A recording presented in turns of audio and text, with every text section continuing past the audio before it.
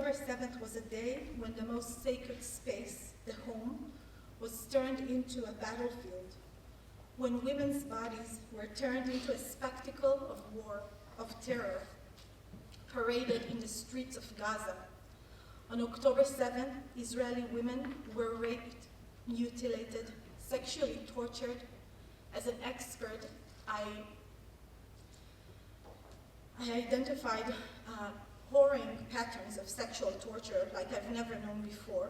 Shot in their faces, shot in their genitalia, burned alive, tortured, taken hostage with their children, separated from their loved ones, and violently murdered.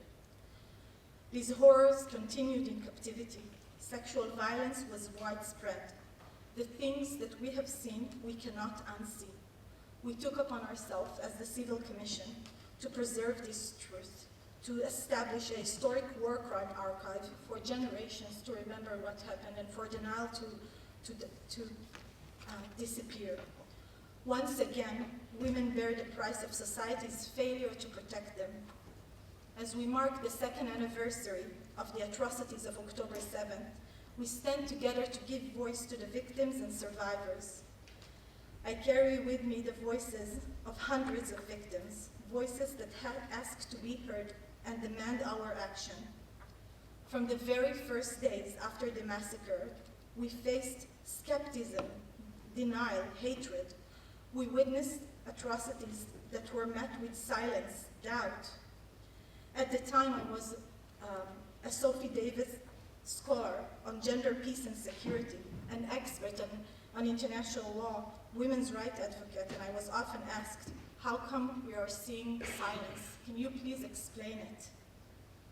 We felt dangerously isolated. I remember asking my colleagues, is there international law for Israeli women? Is it going to protect us? Are Israeli women human? Our humanity was taken from us and continues to be robbed from our identity as Jews and as Israelis. I could not explain it then, and I don't think I understand it today. Yet, our sisters' voices called us from the dust, from the ashes of their second Holocaust.